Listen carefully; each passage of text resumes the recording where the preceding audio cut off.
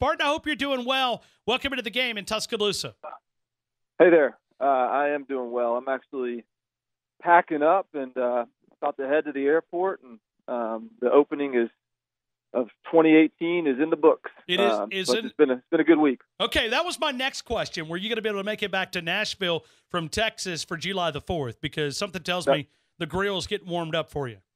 That's right. Yeah, it's funny. We've been usually this event is in Oregon, and like you said, I'm in Nashville, and I typically am dealing with a red-eye flight, and I get home on 4th, and I'm tired, and it's a rough 4th, but I'm getting home tonight, so it should be a good day tomorrow. Barton, what's been the biggest takeaway from the opening, maybe in your eyes? Biggest takeaway from the opening, I think this is always a really important event for us and for me to really get a look at the quarterbacks, see them up close for an extended period of time, see how they deal with a playbook, being asked to go through progressions and make the right decision. And, there's always been a kind of a middling quarterback year. And I thought this session, this event, really further cemented this is kind of there's only about, I think, 4 really elite arms in this class, a bunch of good guys, a bunch of really good football players. But to me, there's like a clear upper echelon of about 4 passers and then kind of everybody else. At least that's what it looked like this week.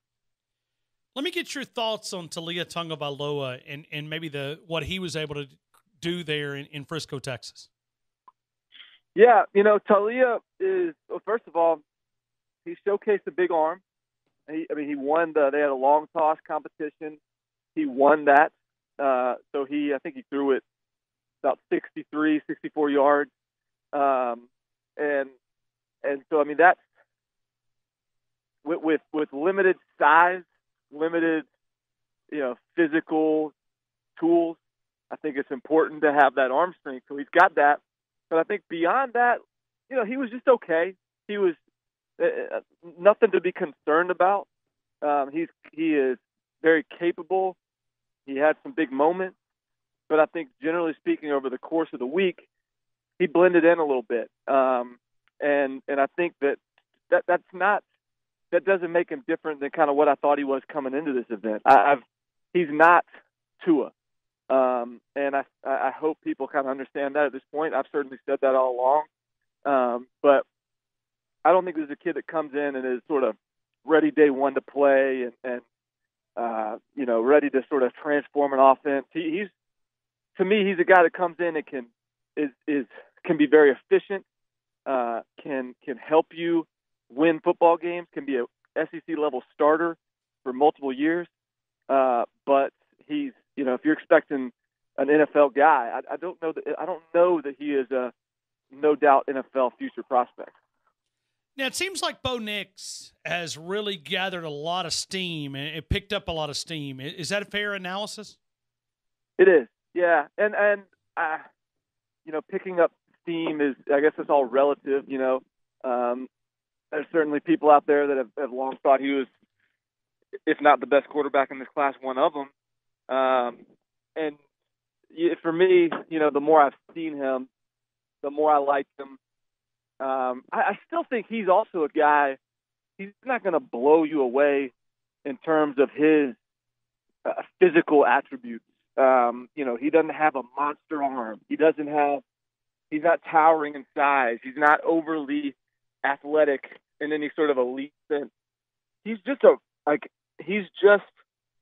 in some ways what I described Taulia as, only just it's sort of picked up a notch. He's just a really efficient, always seems to know where to go with the football, very accurate, makes great decisions. He's just very much in control whenever he's playing, and he's also got an athletic element to his game that he rushed for a bunch of yards last year. So I do think Bo Nix took a big step forward this week in terms of sort of the national consensus and consciousness in this quarterback class. I talked about that top 4. there's probably not much question. I think Bo Nix is in that sort of elite top 4 quarterbacks in this cycle. Who's the best defensive guy that you saw out there? Best defensive guy I saw, I know you're in Alabama country down there, but Owen Pappoe was very good. The Auburn commit. I think he was only here one day, but the day he was here, he made his presence felt. I'll tell you a guy who I think was really good, and this won't be a surprise to some people who follow the recruiting rankings, but in some ways it was a surprise to me. Like, I don't know that I expected him to be as good as he was, and that's Kayvon Thibodeau, who is the consensus number 1 player in the country, and yet he came into this event with a little bit of his stock trending in the wrong direction. He sort of reasserted himself in Oregon and was one of the top defensive linemen. Even if he wasn't the best guy there, he kind of made a statement that, hey, I'm everything I've been built to be. And there was a little bit of buzz. I heard that Alabama is in a lot better shape than people realize in that one as well. So, I think that was a guy for sure that stepped up sort of to the plate and really took it to some elite offensive linemen.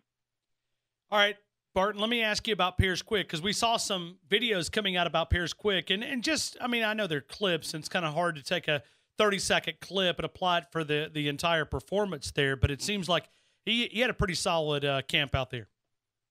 Yeah, I think what was very I think it's a good reminder when you're watching the offensive line. Today I was watching the offensive line, defensive line, and a lot of the same guys that had great days yesterday really struggled today, and vice versa. And so I think it's a great reminder to keep it all in context and not kind of overanalyze or over project based on a couple one-on-one reps.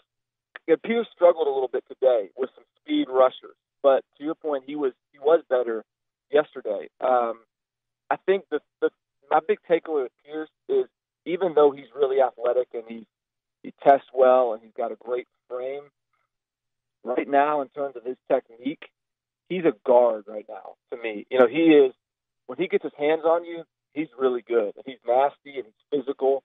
And he's, when he sort of jump sets defensive linemen and gets up, into them physically, he's really successful. Now, the problem is, though, when he gets in space on the perimeter and he gets a really athletic edge rusher, which there were a few of them here, he's a little less comfortable. And so I think, if anything, he could, maybe he starts inside and moves out long term.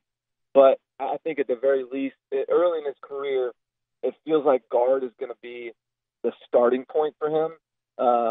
But man, I mean, he's an impressive looking kid, no bad weight, just well put together, and a great kid too. I mean, just a joy to talk to, and has really been a kind of a point man for the Alabama recruiting class.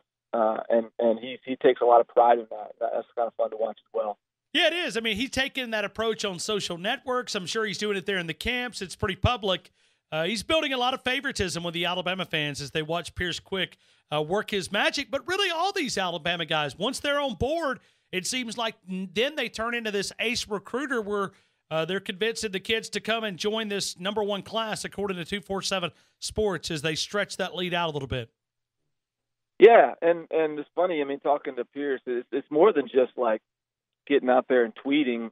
He really is, in some ways, sort of an extension of the coaching staff, as far as being someone that they sort of direct to reach out to guys, and someone that sort of he feeds them information on kind of what he's hearing and how it's going with certain prospects. And so it really is. It's almost like you can kind of see some coach in him in the future, because he sort of enjoys it. And there's I think there really is a good presence to him from a personality standpoint. That's going to be something I think Alabama fans and that team will appreciate. But yeah, I mean, you're right. When you have a #1 recruiting class, that recruits itself, and the momentum starts to develop and grow and snowballs. And so I think Alabama is in the midst of that right now.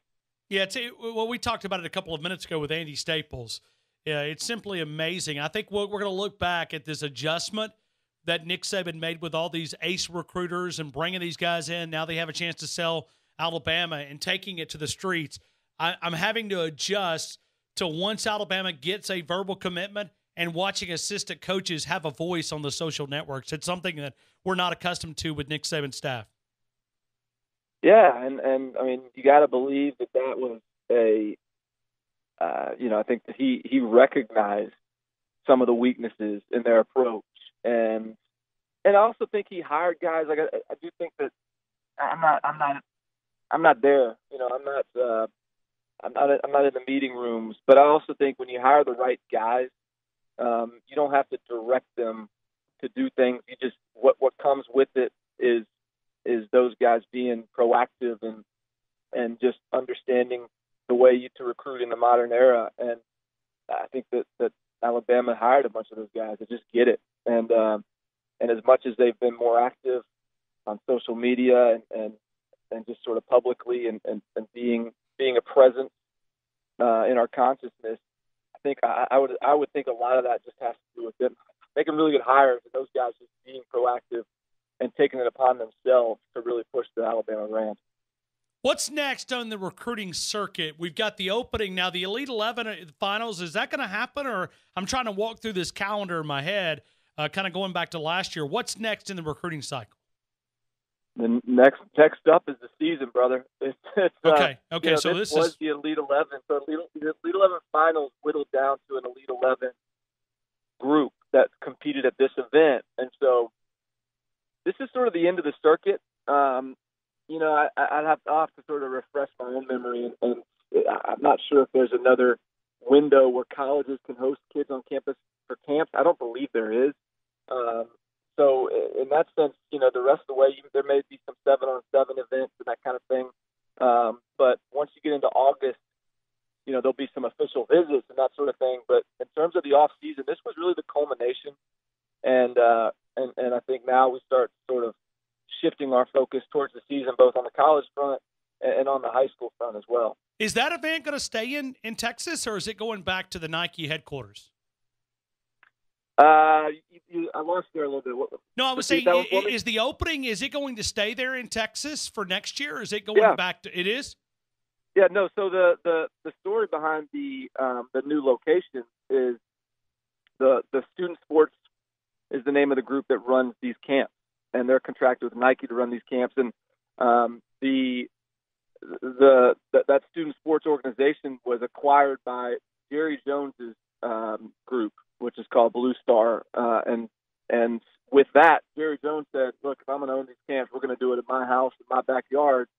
And so that's why we are in the shadow of a bunch of Cowboy stars here in Frisco, Texas. And I would imagine Jerry Jones probably likes us right here, and we'll be here moving forward for the next few years, is my guess. Hey, that's pretty cool. It's pretty centrally located for a lot of those kids. It may not be maybe a little helpful on the travel side of things. Oregon just seems like a very hard place to get to from here.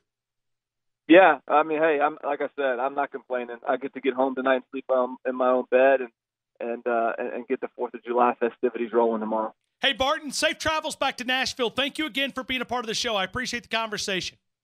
Hey, you bet. Always a pleasure.